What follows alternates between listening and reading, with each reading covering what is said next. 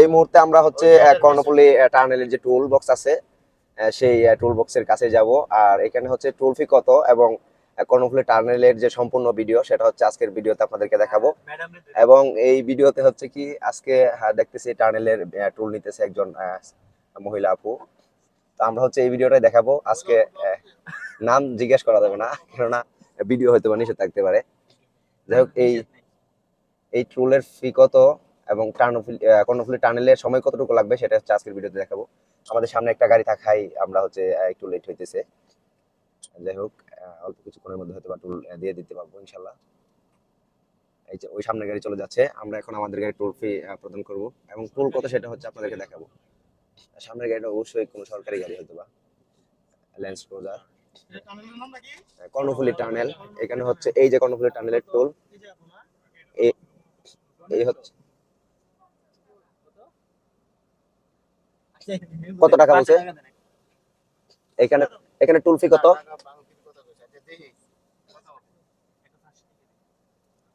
যাই হোক, এইখানে হচ্ছে টোল ফির যে চার্ট আছে এখানে আমি দেখাইতেছি। এখানে গাড়ি ক্লাস কার্স জিপ মানে 2000 টাকা যেগুলো প্রাইভেট কার, এবং সরি 200 টাকা, আর পিক আপ হচ্ছে 200 টাকা, মাইক্রোবাস 250 টাকা।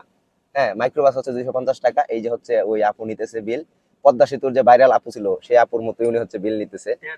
সব জায়গায় কিন্তু লেডিস ফার্স্ট। এবং এখানে হচ্ছে বাস 31 সিট অথবা কম 300 টাকা।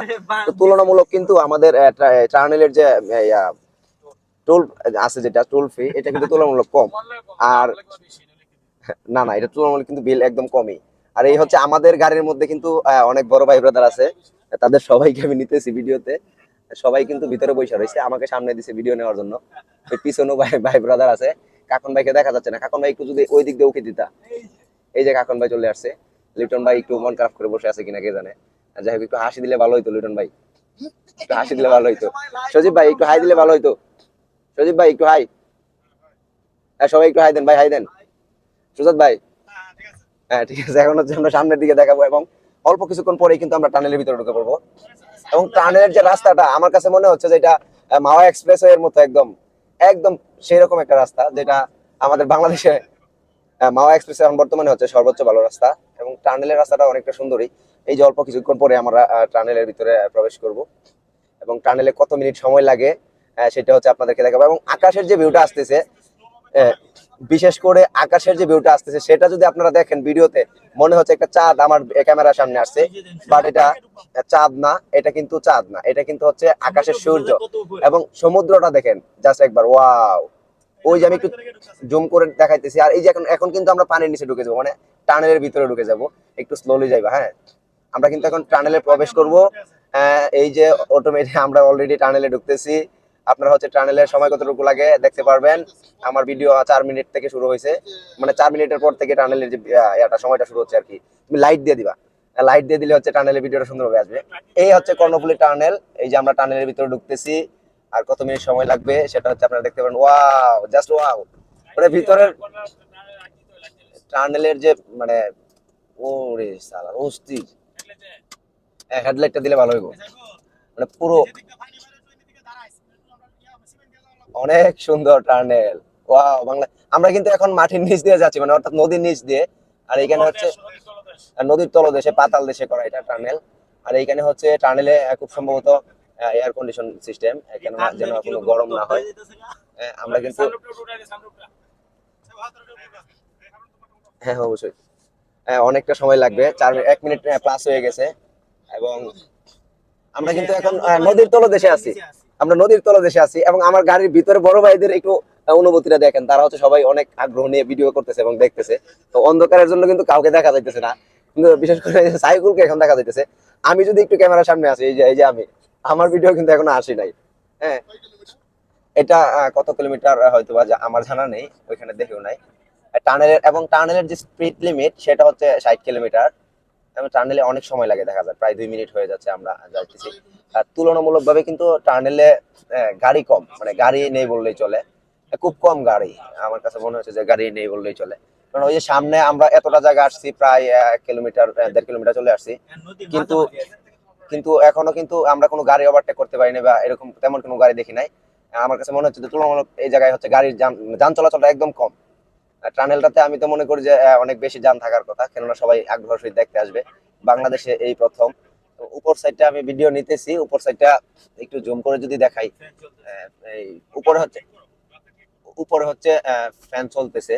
এবং আমি যদি উপরের সাইডে আপনাদেরকে দেখাইছি না, এবং প্রত্যেকটা জায়গায় কিন্তু এই যে এই এসির মতো কিন্তু ফ্যান চলতেছে, যেন যেন টানেলের ভিতরে ঠান্ডা থাকে, মানে কোল থাকে। তো আর সামনে একটা কভার ভ্যান দেখতে পাচ্ছি আমরা কিন্তু, আহ, দেখতে পাচ্ছি যে স্পিড আমাদের গাড়ি একটু স্লোলি যাইতেছি আমরা। কর্ণফুলী টানেলের মিডিল পয়েন্টে আছে এখন। আর টানেলের একটা বিষয় কি, পুরো টানেল কিন্তু ক্যামেরার মধ্যে আওতাভুক্ত, সিসি ক্যামেরা আওতাভুক্ত। যেটা হচ্ছে আপনারা যদি কোনো এই যে আমাদের সামনে একটা প্রাইভেট কার গেল, অনেক অনেক অনেকক্ষণ পরে একটা গাড়ি আসলো, এবং আমরা কিন্তু এখনো আমাদের যে নদী পার হইতেছি নিচ দিয়ে, টানেল দিয়ে। এই হচ্ছে একটা কভার ভ্যান পাইলাম পুরো রাস্তার মধ্যে, পুরো টানেলের মধ্যে একটা গাড়ি পাইলাম। একটা প্রাইভেট কার ওভারটেক করলো, আর সামনে দেখা যাচ্ছে বেশ কয়েকটা গাড়ি, মানে দু চারটা গাড়ি। তেমন কোনো গাড়ি এই দিক দিয়ে মনে হয় না চলাফেরা করে। হ্যাঁ, আর টানেলটা কিন্তু পুরোটা এয়ার কন্ডিশন সিস্টেম, যেন পুরো টানেল ঠান্ডা থাকে, কোল থাকে। আর এখানে সব ধরনের নিরাপত্তা, এই টানেলের ভিতরে যতটা নিরাপত্তা প্রয়োজন, সব ধরনের নিরাপত্তা কিন্তু এই টানেলের ভিতরেই রয়েছে। এবং পুরো টানেল হচ্ছে এসিতে। হ্যাঁ, এবং কে কোন লেনে যাবে সেটা এইখানে হচ্ছে ইউট্রানো আছে, আমি যদি দেখাই আপনাদেরকে, যে ইউট্রানো আছে টানেলের ভিতরে, খুব চমৎকার করেছে এটা। আর আমরা অল্প কিছুক্ষণ পরে কিন্তু টানেল থেকে বের হয়ে যাব। মানে ভাবা যায় আমাদের বাংলাদেশের মতো একটা জায়গায় টানেল হয়ে গেছে, এবং আমরা পানির নিচ দিয়ে আমরা চলে যাচ্ছি আমাদের ওই প্রান্ত থেকে এই প্রান্তে, কর্ণফুলী নদী পার হয়ে চলে আসছি। এই যে আমরা কিন্তু এখন বের হইতেছি কর্ণফুলী টানেল থেকে। আমাদের গাড়িটা একটু স্লোলি আসছে, যে কারণে একটু সময় বেশি লাগছে। আর বাহিরের যে মানে সিস্টেম গুলো করছে কর্ণফুলী টানেলের যে বাহির সাইডটা, এত চমৎকার, যেটা হচ্ছে আপনারা আমার ভিডিওতে কতটুকু সুন্দর দেখা যাচ্ছে সেটা আমি বুঝতেছি না, বাট বাস্তবে কিন্তু সেটা সত্যি অসাধারণ। আর আপনারা হচ্ছে যারা আসবেন অবশ্যই কর্ণফুলী টানেল দেখে যাবেন। যারা কক্সবাজার যান বিশেষ করে, তারা হচ্ছে কর্ণফুলী টানেলের ভিতর দিয়ে যাওয়ার চেষ্টা করবেন। আমরা হচ্ছে যাওয়ার টাইমে শহর হয়ে গেছি, আর এখন হচ্ছে আমরা যাইতেছি এই কর্ণফুলী টানেল দিয়ে শুধু দেখার জন্য। যাই হোক, এই যে আরেকটা লরি গাড়ি, এটা হচ্ছে ট্রান্সপোর্টের মাল নিয়ে যাচ্ছে। আর এইদিকে হচ্ছে কর্ণফুলী টানেলের এই পাশ থেকে প্রবেশের রাস্তা।